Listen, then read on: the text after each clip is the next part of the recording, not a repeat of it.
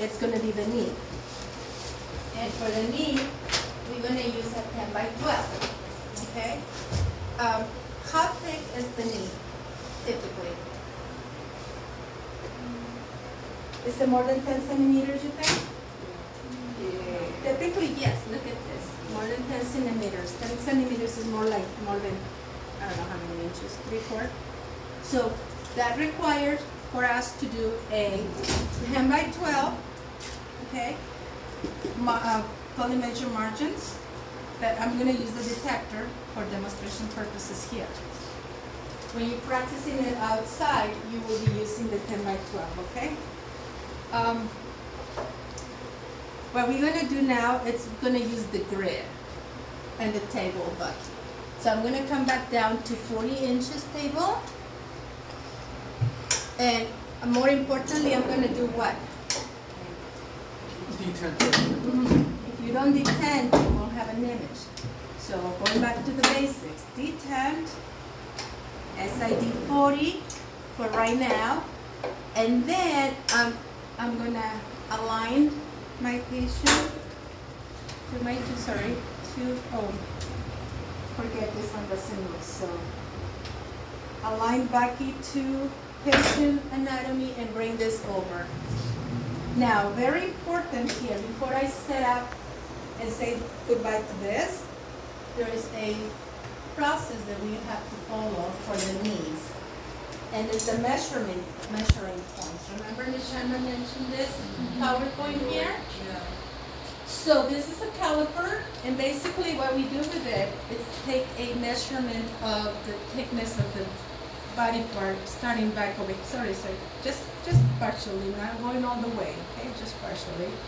So the measurement, there was a debate whether we go by this number or up this number, the one on the top. So I'm gonna say let's go with the one in the middle. So he is measuring 20 centimeters thick. So that implies what? You know, you lost weight. Earlier you were 24. I'm dead. Actually, earlier he was 24, and we said just use 25 because 25 is anguloencephalic. So the measurement says by the ACEs, so that's what I'm going right now. So it's actually, let's do the 24 for him. Since it's borderline, 24, 25, and you actually look, see how this is thicker here and it kind of comes down here. So I will angle for all the views. But if it was less than that, let's say it's 18, then I'm going to shoot with my angle cutter, okay? If it is between 18 and 24, then I'm going to shoot perpendicular. Now, do not be surprised if in clinic they want you to angle for every head, which is actually how it is. Another variation is the Sherman wants you to keep the angle of how much we need to angle here? 5 degrees, right? So for him, we said we're going to do the cephalic because we're going to give him the extra centimeter. Is that about 5 degrees here? I can't see. Yeah. Okay, so now that I got my 5 degree, now make sure I will be detent to my IR. I'm detent this way and I'm aligned to my IR, then put this bye-bye. Now I'm going to concentrate on my positioning. When you do knees, it's very important that the leg is not spreading out like that. So whenever possible, just lift up the leg and place it straight down, nice and straight. And then look up for the patella. If it's like to the side, but you see the toes straight, try to get them as safely as you can, okay? Without touching too much, just kind of eyeball. Now, the next thing is I'm going to end, center ray is going to enter right at the base of the apex of the patella, right? Which is right where that thing ends. See, like the little curve right there. And then, how much should I color my top to bottom? Like 4 inches above and below? So, this is 40, oh, this one went down. So this one, you keep it at 40. Don't drop it to 39. And then we're gonna do 12 and then about 8 side to side, depending on the leg. So he's more like 10 for him, right? But lengthwise, keep it at 12. You want to have a good amount. Think of the elbow. You want to have a good amount on each side, okay, of the joint. Then your marker can go on the top or on the bottom, and some people put it right in the middle, but preferably on the top. So angle 5 degrees, entering cephalic, we're good. Now, Ms. Sherman wants you to keep the angle for the other two obliques, for the oblique external and the medial. In clinic, they might ask you not to do that, so find out your protocols, okay? For Sim, she wants you to keep it. So the angle, so we're gonna do the external rotation. Just let it relax, naturally. Just kind of like external rotation of the ankle. When we do the ankle, we just kind of let the leg hang loose, you know. Same thing. See, if you notice, if you were doing the ankle, concentrate on it, that's your external. Knee, same way. Just put a marker here. Boop, easy. Where do you angle for this one? Or where do you central rate enter? Is Same this thing. not It's in the patella, but it's more medial. The entries, but at the level of. Okay? What we're doing in here, can you see okay? Yeah. What you're doing in here is bringing the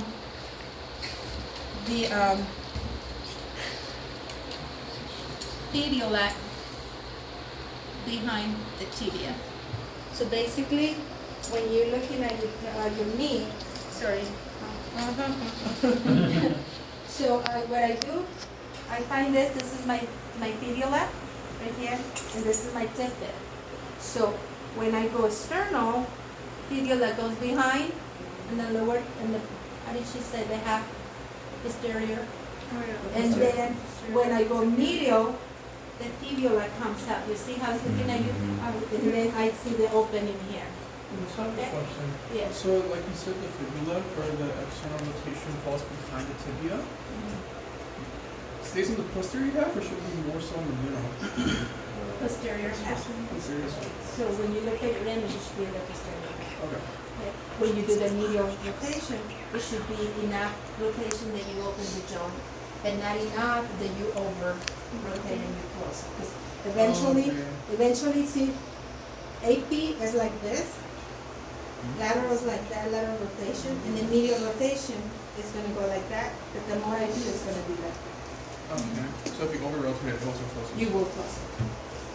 Eventually. See, it'll become almost like a lateral. Okay, so this is the lateral, the external rotation. I'm not sure which terminology to use, but both of them. Now the medial rotation, we're gonna roll him that way.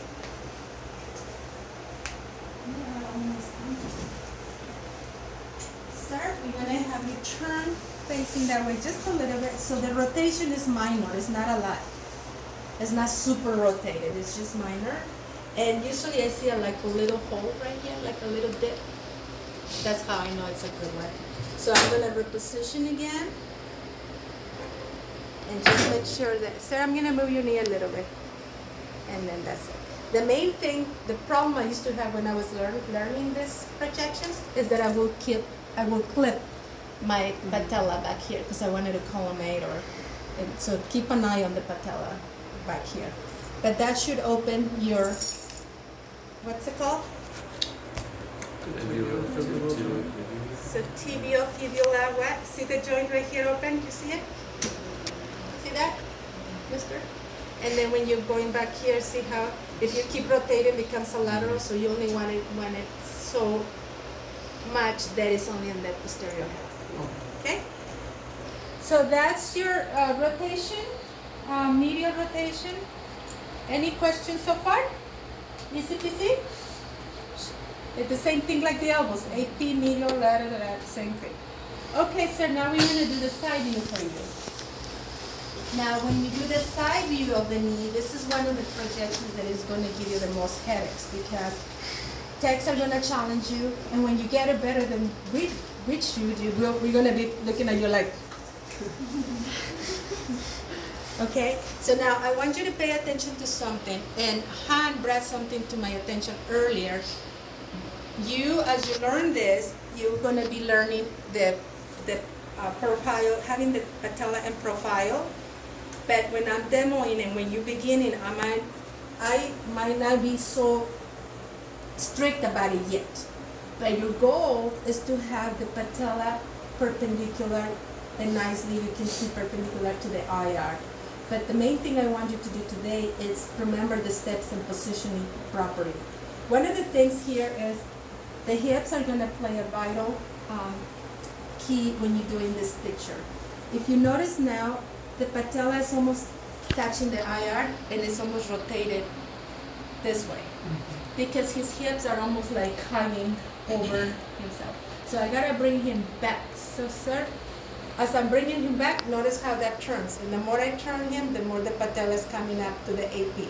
So we have to find a medium turn that this will stay on profile. You see that? It's not touching the IR, it's not really AP, so I'm assuming that's a pretty lateral rotation. So what I'm gonna do to keep this position, I'm gonna give him something here to rest on. You see that? Because if I let this knee go, then he's gonna find a comfortable spot and then that is gonna lose my position. Another thing I like to do is keep my leg. If you stand back over here, Mrs. Tringali, no, what's the name? Tringali? Tringali. The leg is kind of going this way. You see this? If you're able to, not all these patients are going to allow you to, but if you're able, can you bring your leg back a little bit for me, sir? Back. So now you notice how the leg went straight, the femur? Why am I doing that? Because I'm going to show you a trick. Once you have your columnation margins like this, all I'm going to do is I don't know how to sure I'm going to handle this. Stay at the base of the patella. I'm going to bring the long axis right here, right? And now, I want you to pay attention to this corner. All I'm going to do is flex this until this kind of dissects the thigh of the patient, the thickness. So let me just reposition this again, so I'm not clear. You see this? So straight and then just bend. That should be about how many degrees? 30 degrees flexion. Okay. So another thing you can do here is put a little support. Oh, here. Back here on the on this. That also helps with the rotation of the patella. But mainly just feel for it when you're working with your patients today. When this is perpendicular. Okay. You guys got this? And your marker has a big old space right there to park. You can park it right there. Good? Any questions so far? So you're getting all the tricks, right? Since I'm here, I didn't change anything. Now, it's important for me to mention that if when you work with your students today, tus amigos, your classmates, if you're using perpendicular beam for the lateral, I want you to do always cephalic when you're doing this view. The reason being is because we want to have the condyles pushed up and be on top of each other. Now, if you don't have what I was talking to you about earlier about the nice lateral perpendicular view of this, I want you to see the shadow. That's almost making one bone right here, right? If there is rotated, see how it grows? Then there's one. See how it can change? So your goal is to have one only. See how it changes? And you start seeing more right here. See that? So you want to keep them on top of each other. Kind of like elbow. When you did the elbow and you superimpose the condyles. Same goal. Okay. Since you use the angle for the other positions, you use the angle for the lateral as well? Right. For the purpose of the sims, and in here, Ms. Shannon wants you to keep the angle for all the views if you start off angling. Okay? Ms. Rosa, so for Sims, she wants us to use a caliper measure, and based on that, I believe so. And then for the lateral, you always do the angle. no matter what. Regardless if you use cut or perpendicular,